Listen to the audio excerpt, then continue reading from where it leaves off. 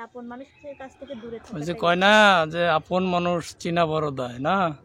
আপন আসলে কিছু আপন কিছু মানুষ গান কিন্তু খুব চিনা বড় মুশকিল। কিছু আপন মানুষ যদি বুকের মধ্যে ছুরি মারে, ঠিক আছে, এই ছুরি সবচেয়ে বেশি বিধে। কিছু কিছু কি ভাই কিছু বললেন না, হ্যাঁ, কি করবেন? আল্লাহ ভরসা। হ্যাঁ, তা যাই হোক, তাও তো বললেন। এখন আল্লাহ ভরসা। মানে আমার এখন আমার কথা আগে শোনো। বলেন। তো এখানে আমি আরেকটু ক্লিয়ার করি, লতা তো অনেক বলল। তো প্রিয় দর্শক, আসলে লতার এই হলো লতার মামার বাড়ি। হ্যাঁ, এটা হলো লতার মামার বাড়ির পিছনের অংশ, এটা সামনের অংশ না। সামনের অংশ আপনারা ইতিপূর্বে অনেকবার ভিডিওতে দেখছেন। তো আপনারা জানেন যে লতা ওর নিজের যে বাড়িতে আগে থাকতো, বাড়ির আশেপাশের কিছু মানুষের জন্য সে বাড়িতে এখন নাই।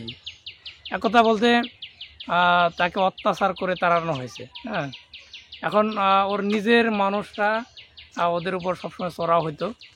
তো তাদের জীবনের নিরাপত্তার কথা বিবেচনা করে আলিফ যেহেতু একজন ভদ্র ছেলে, ভদ্রতার খাতিরে তাদের সাথে লাগতে যায়নি।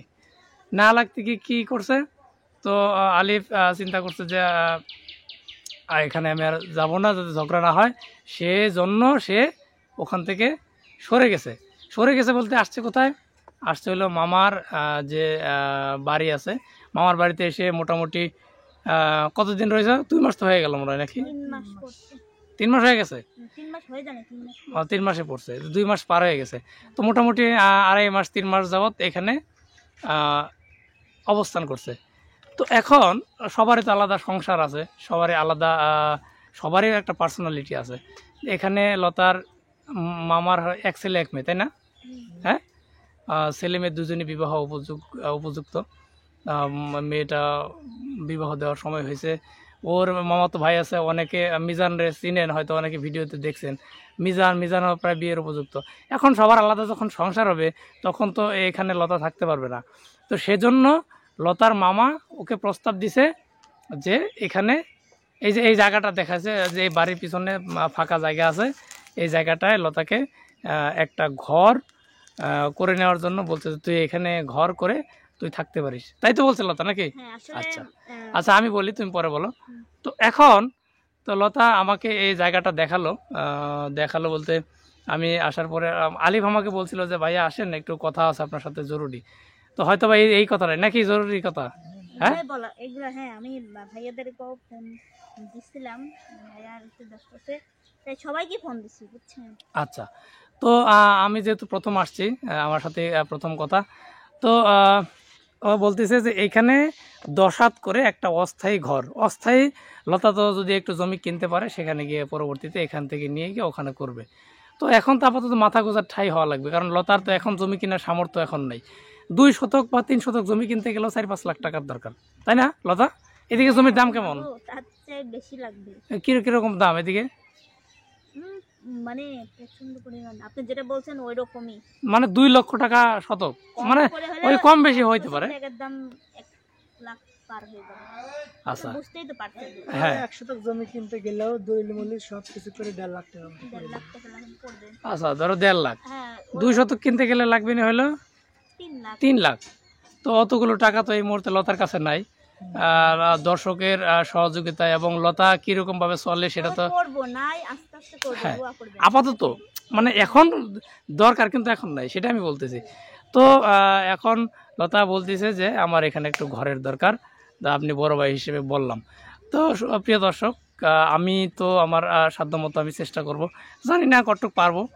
আমি যেহেতু ছোটো মানুষ, আমি হলো অত বড় মানুষও না যে ইচ্ছা করলেই সব করতে পারি। তারপরেও সবাই আছে, যেহেতু সবাই মিলেজিলে করলে হয়তো বাঁধবে না। আল্লাহ ভরসা। অনেকের আমি তো লতাকে 2 দিন যাবত চিনি বা 5 দিন যাবত চিনি। অনেকের সাথে অনেক আগে থেকে পরিচয়, অনেক ভালোবাসার মানুষ আছেন। হ্যাঁ, তাদের সাথে অনেক দিন যাবত কাজ করতেছে লতা, বড় ভাইরা আছে, তাদের সাথেও কথা বলবে লতা, হয়তো তারাও পাশে দাঁড়াবে। আমি যতটুকু পারি অতটুকু দাঁড়ানোর চেষ্টা করব। এখন দর্শকদের উদ্দেশ্যে কিছু বলবো।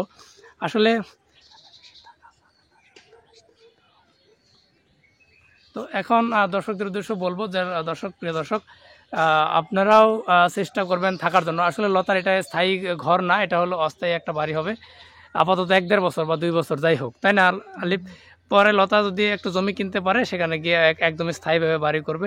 আপাতত মাথা গোঁজার ঠাঁই করার জন্য আমি দর্শকদের উদ্দেশ্যে বলবো, প্রিয় দর্শক আপনারা তো অনেকেই আছেন, অনেকে অনেকভাবে লতাকে অনেকবার সহযোগিতা করেছেন।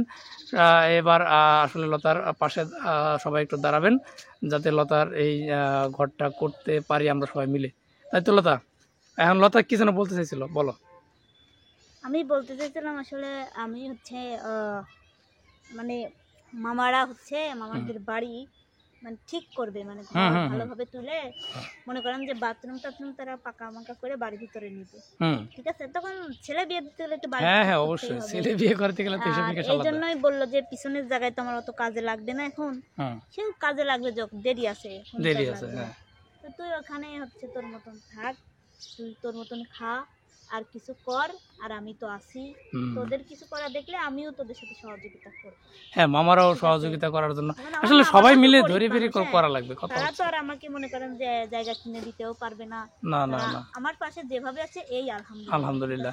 এখন তাতে করে মোটামুটি 40,000 টাকার আশেপাশে লাগবে, তাই তো? ওরকমই লাগবে, কারণ এখানে খুঁটি ঘর মানে টিন মিস্ত্রি সব কিছু মিলিয়ে ঝিলিয়ে 40 থেকে 45,000 টাকা লাগতে পারে। এখন প্রিয় দর্শক আপনারা আসলে অনেকে আছেন, কেউ যদি ইচ্ছা করেন যে আমি নিজে একাই করে দিতে পারবো, অনেকে হয়তো বা সামর্থ্যবান আছেন, তো এখন আমরাও চেষ্টা করব ব্যক্তিগতভাবে। আর লতা আলিফ ওরাও হয়তো হ্যাঁ নিজেরাও হয়তো বা কিছু যদি ওদের থাকে, কারণ মাথা গোঁজার ঠাইটা আগে করতে হবে, কথা এটা হলো সবচেয়ে বড় কথা। তো এটাই হলো শেষ কথা। তো দর্শকের কাছে সর্বশেষ আমার একটা কথা থাকবে, তো সবাই পাশে দাঁড়াবেন, আপনারা যদি পারেন সহযোগিতা করবেন, না পারলে কেউ খারাপ মন্তব্য করবেন না, কথা আমার একটাই। না হ্যাঁ, ও আমাদেরকে জানাই যে আমরা যতটুকু পারি চেষ্টা করব, সবাই মিলে করলে হয়তো একটু সময় লাগবে, সবাই মিলে করলে হয়তো আটকে মানে কোনো কিছুই বাধা হবে না, ঠিক আছে? কারণ আমরা যে কয়েকজন লতার সাথে কাজ করি আমরা আমাদের মতো চেষ্টা করব। এখন জানি না কে কী করবে, আমি আমার মতো চেষ্টা করব। হ্যাঁ, তো বাকি যারা আছে তারা কিভাবে চেষ্টা করবে, তারা অনেকে আছে অনেক দিন যাবৎ কাজ করে। হ্যাঁ লতা তো আজকে থেকে তো আর মিডিয়াতে নাই, অনেক দিন যাবৎ। হ্যাঁ, আমি ভাইদের কাছে চেয়েছি, আমি তো মানে আমার দর্শকের কাছেও রিকোয়েস্ট করি নাই, কারণ আমি শুধু তুমি বলো নাই, আমি বলে দিলাম। অনেকে সামর্থ্যবান আছে যা ইচ্ছা করলে তোমার এই ঘরটা করে দিতে পারে, এটা আসলে একটা সওয়াবের অংশ হবে, কারণ ওই তো এখন মাথা গোঁজার ঠাই নেই, নিজের বাড়ি থেকে সে দূরে ঘরে বাড়িতে যাইতে পারতেছে না যে কোনো কারণে অত্যাচারে, জীবনের নিরাপত্তার স্বার্থে হচ্ছে ইচ্ছা করে এরকম করব, তাহলে কি আর মনে করেন যে এতদিন আমি অন্য জায়গায় থাকি। তো এটা আপনারা চেষ্টা করবেন এর পাশে দাঁড়ানোর জন্য, এটাও সদগাতুল ফিতর। হ্যাঁ, অসহায় মানুষের পাশে দাঁড়ানো মানে অনেক কিছু। তো প্রিয় দর্শক আর কথা লম্বা করবো না, অনেকক্ষণ যাবৎ কথা বললাম লতার সাথে। সর্বোপরি কথা একটা, লতার মতো বাঁচতে দেওয়া লাগবে। লতা আল্লাহর রহমতে ইনশাআল্লাহ সামনে এগিয়ে যাবে। আমি কতদিন আছি জানি না, হয়তো বা দীর্ঘদিন কতদিন যাবৎ লতার সাথে কাজ করতে পারবো জানি না, কারণ আমি হলাম ভিনদেশি মানুষ, আমার বাড়ি তো অনেক দূর, অনেকে জানেন। হয়তো বা যতদিন আছে ততদিন লতার সাথে কাজ করব, চেষ্টা করবো লতার পাশে থাকার জন্য, সবাই চেষ্টা করবো লতার পাশে থাকার জন্য। সর্বোপরি কথা একটাই, তো সবাই ভালো থাকবেন, সুস্থ থাকবেন, এই কথা বললে এখনকার মতো বিদায় নিচ্ছি। আল্লাহ হাফিজ।